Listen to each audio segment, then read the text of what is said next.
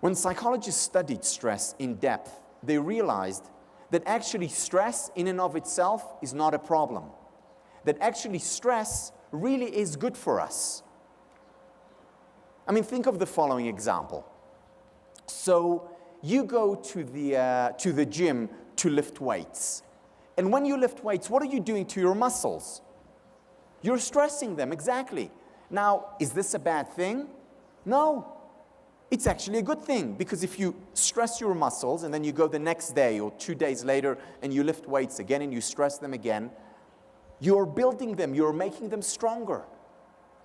And if you go and you persist for 6 months and then you continue to lift weights every other day for a year or 2 years, after 2 or 3 or 4 years of real hard work in the gym, you begin to look like me.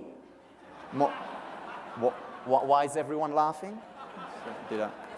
Hopefully a bit more, right? But so stress is not bad for you. It's actually good for you.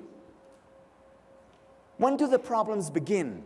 The problems begin when you go to the gym and you lift weights, and 2 minutes later you lift the same weights or more weights and more and more and more. That's when the problems begin. That's when you get injured.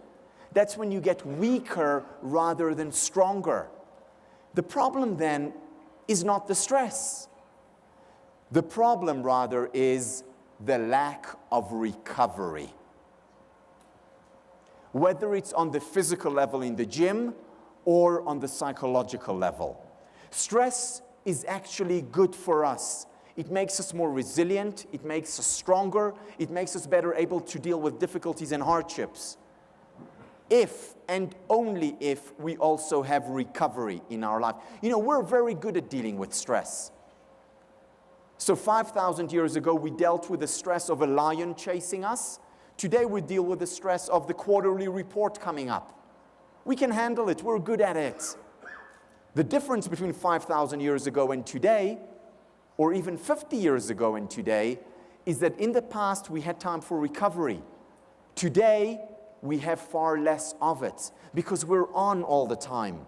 We're on the phone, or we're doing emails or texting, and we're not really recovering. In the past, a meal with the family was recovery time, or lunch with a friend was recovery time.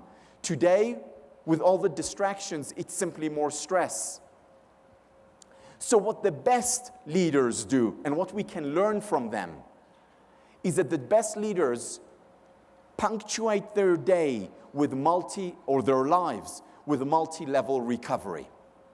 Whether they do it on the micro level, so taking a few minutes here and there for deep breathing, just like you did before this presentation, or a few minutes here and there, you know, for a conversation with a friend, or taking lunch where it's recovery, not extra work.